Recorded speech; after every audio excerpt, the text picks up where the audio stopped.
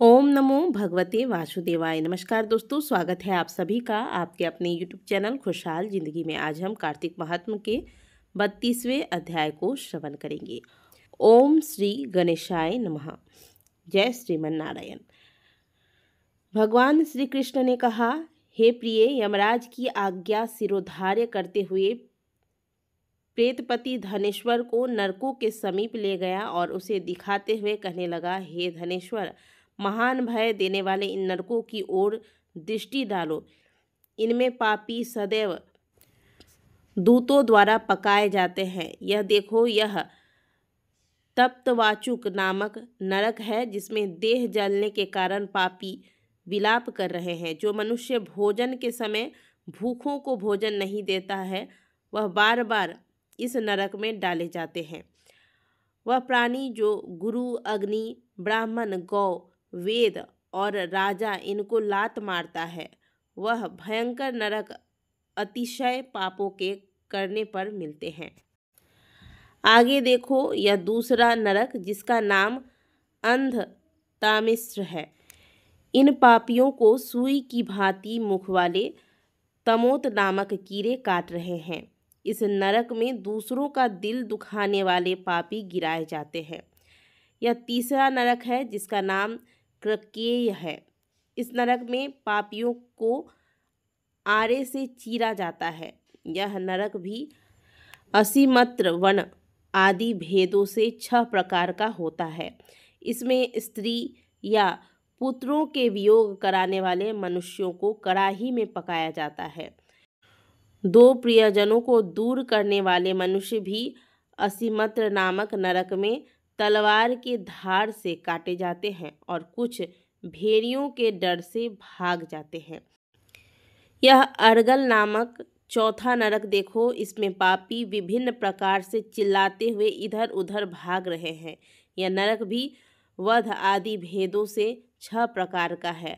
अब तुम यह 5वां नरक देखो जिसका नाम कुटशालमली है। इसमें अंगारों की तरह कष्ट देने वाले बड़े बड़े कांटे लगे हैं। यह नरक भी यातना आदि भेदों से 6 प्रकार का है।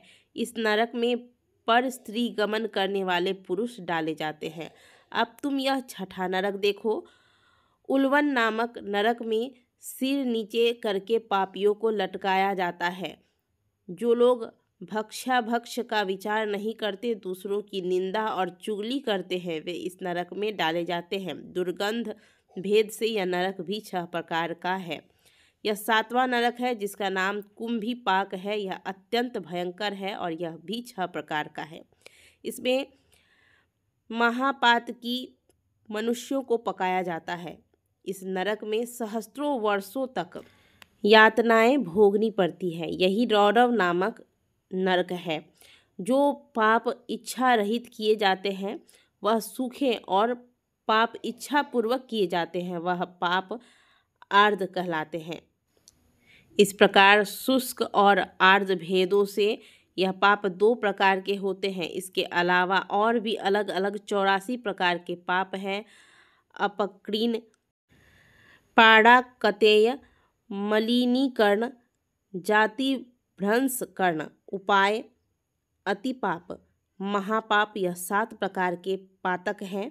जो मनुष्य जैसा कर्म करता है उसे इन 7 नरकों में उसके पाप कर्मों के अनुसार पकाया जाता है। चूँकि तुमने कार्तिक व्रत करने वाले प्रभु भक्तों का संसर्ग प्राप्त किया है, इससे पुण्य की वृद्धि हो जाने के कारण ये सभी नरक तुम्हारे लिए निश्चय ही नष्ट हो गए हैं। इस प्रकार धनेश्वर को नरकों का दर्शन कराकर प्रेतराज उसे यक्षलोक में ले गए। वहां जाकर उसे वहां का राजा बना दिया।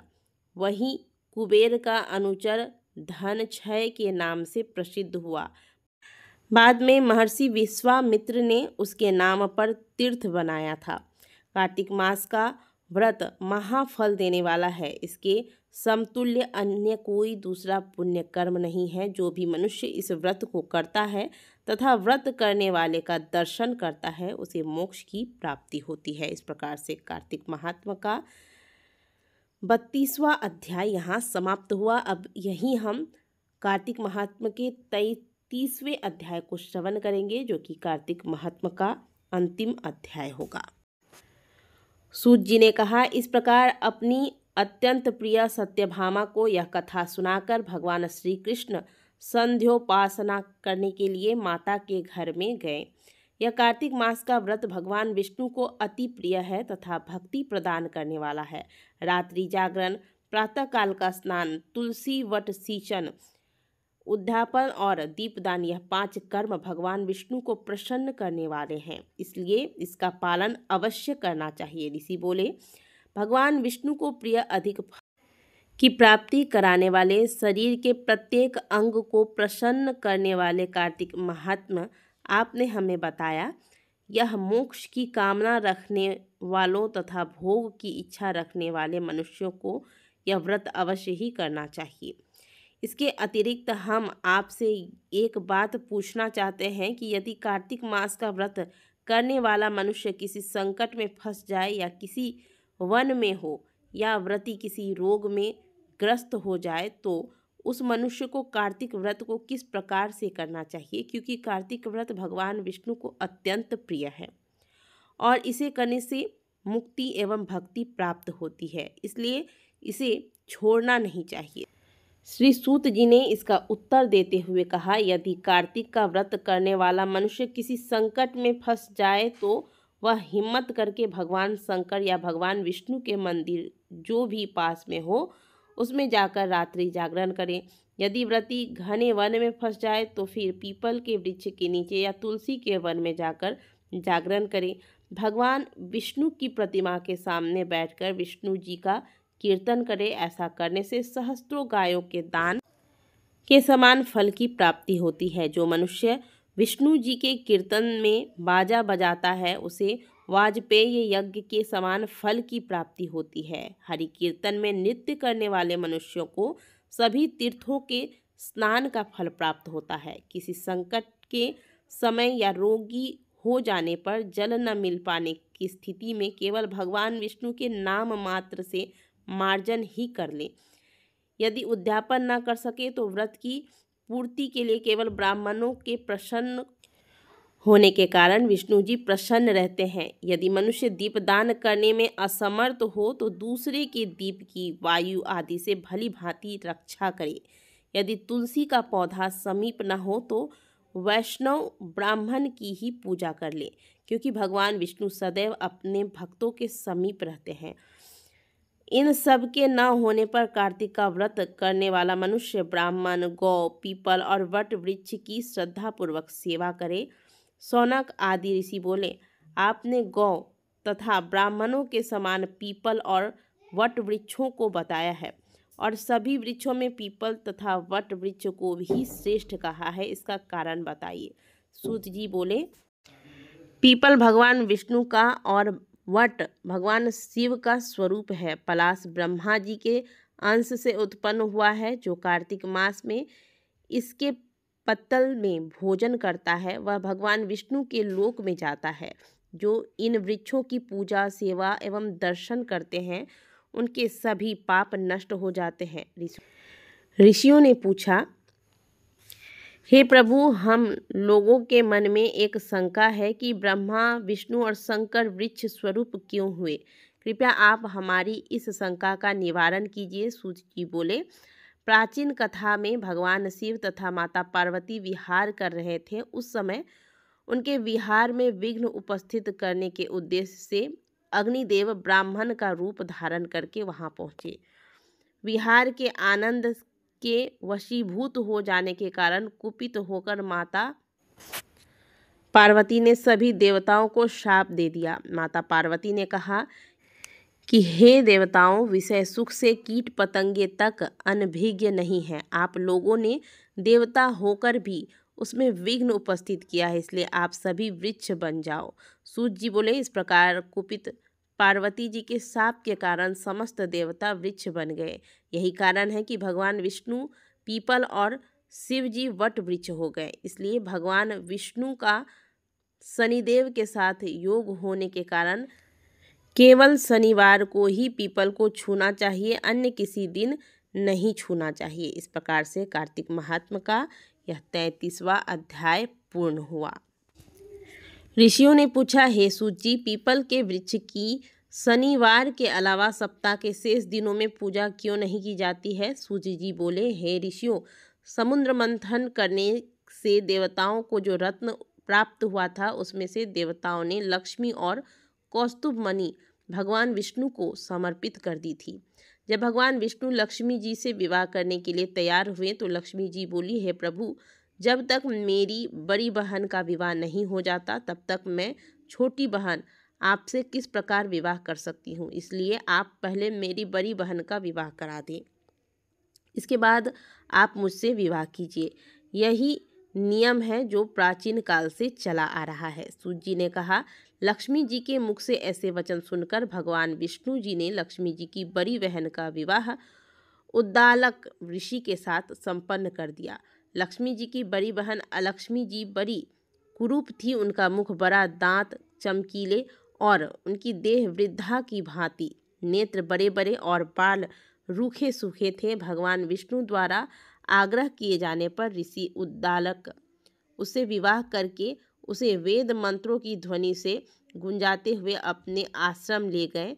वेद ध्वनि से गुंजित हवन के पवित्र धुएं एवं सुगंधित उस ऋषि के सुंदर आश्रम को देखकर अलक्ष्मी को बहुत दुख हुआ। वह महर्षि उद्दालक से बोली, चूंकि आप के आश्रम में वेद ध्वनि गूंज रही है इसलिए इस स्थान पर मेरा रहना संभव नहीं है, इसलिए आप मुझे यहाँ से अन्यत्र ले चलिए। उसकी बात सुनकर महर्षि उसे बोले कि तुम यहाँ क्यों नहीं रह सकती, तुम्हारे रहने योग्य अन्य कौन सा स्थान है वह भी मुझे बताओ। अलक्ष्मी बोली, जिस स्थान पर वेद की ध्वनि होती हो, अतिथियों का आदर सत्कार किया जाता हो, यज्ञ आदि होते हों, ऐसे स्थान पर मैं नहीं रह सकती। जिस स्थान पर पति पत्नी आपस में प्रेम से रहते हों, पतियों पितरों के निमित्त यज्ञ आदि कर्म किए जाते हों, देवताओं की पूजा होती हो, उस स्थान पर भी मैं नहीं रह सकती। जिस स्थान पर वेदों की ध्वनि न हो, अतिथियों का आदर सत्कार न हो, यज्ञ न हो, पति पत्नी आपस में क्लेश करते हों, पूज्य वृद्धों सत्पुरुषों तथा मित्रों का अनादर हो, जहाँ दुराचारी चोर परस्त्रीगामी मनुष्य निवास करते हैं, जिस स्थान पर गायों की हत्या की जाती हो, मदपान ब्रह्म हत्या आदि पाप होते हो, ऐसे स्थानों पर ही मैं प्रसन्नतापूर्वक निवास करती हूँ। सूत जी बोले, लक्ष्मी के मुख से इस प्रकार के वचन सुनकर उद्दालक का मन खिन्न हो गया। वह इस बात को सुनकर मौन हो गए। थोड़ी देर बाद वे बोले कि ठीक है, मैं तुम्हारे लिए एक ऐसा स्थान ढूंढ दूंगा। जब तक मैं तुम्हारे लिए ऐसा स्थान न ढूंढ लूँ तब तक तुम इसी पीपल के नीचे चुपचाप बैठी रहना। महर्षि उद्दालक उसे पीपल के वृक्ष के नीचे बैठाकर उनके रहने योग्य स्थान की खोज में निकल पड़े। जब वह बहुत समय प्रतीक्षा करने के बाद भी वापस नहीं लौटे तो अलक्ष्मी विलाप करने लगी। जब वैकुंठ में बैठी लक्ष्मी जी ने अपनी बहन अलक्ष्मी का विलाप सुना तो व्याकुल हो गई। वे दुखी होकर भगवान विष्णु से बोली, हे प्रभु, मेरी बड़ी बहन पति द्वारा त्यागे जाने पर अत्यंत दुखी है। यदि मैं आपकी प्रिय पत्नी हूँ तो आप उसे आश्वासन देने के लिए उसके पास चलिए। लक्ष्मी जी की प्रार्थना पर भगवान विष्णु लक्ष्मी जी सहित उस पीपल के वृक्ष के पास गए। वहाँ अलक्ष्मी बैठकर विलाप कर रही थी। उसको आश्वासन देते हुए भगवान विष्णु बोले, हे अलक्ष्मी, तुम इसी पीपल के वृक्ष की जड़ में सदैव के लिए निवास करो, क्योंकि इसकी उत्पत्ति मेरे ही अंश से हुई है। इसमें सदैव मेरा ही निवास रहता। प्रत्येक वर्ष गृहस्थ लोग तुम्हारी पूजा करेंगे। उन्हीं के घर में तुम्हारी छोटी बहन का वास होगा। स्त्रियों को तुम्हारी पूजा विभिन्न उपहारों से करनी चाहिए। मनुष्यों को पुष्प, धूप, दीप, गंध आदि से तुम्हारी पूजा करनी चाहिए, तभी तुम्हारी छोटी बहन लक्ष्मी उन पर प्रसन्न होंगी। सूत जी बोले, ऋषियों, मैंने आपको भगवान श्री कृष्ण, सत्यभामा और पृथु नारद के संवाद सुना दिए, जिसे सुनने से मनुष्य के समस्त पापों का नाश हो जाता है और अंत में वैकुंठ को मनुष्य प्राप्त कर लेता है। यदि अब आप लोग कुछ पूछना चाहते हैं तो अवश्य पूछिए, मैं उसे अवश्य कहूँगा। सूत जी के वचन सुनकर सौनकादिक ऋषि थोड़ी देर तक प्रसन्नचित्त वहीं बैठे रहे। तत्पश्चात वे लोग बद्री नारायण जी के दर्शन हेतु चल दिए। जो मनुष्य कार्तिक महात्म्य के इस कथा को श्रवण करता है उसे संसार में समस्त सुख प्राप्त हो जाते हैं। यह था कार्तिक महात्म्य का अंतिम अध्याय। बोलिए सभी भगवान श्री हरि विष्णु की जय, माता लक्ष्मी की जय। हर हर महादेव।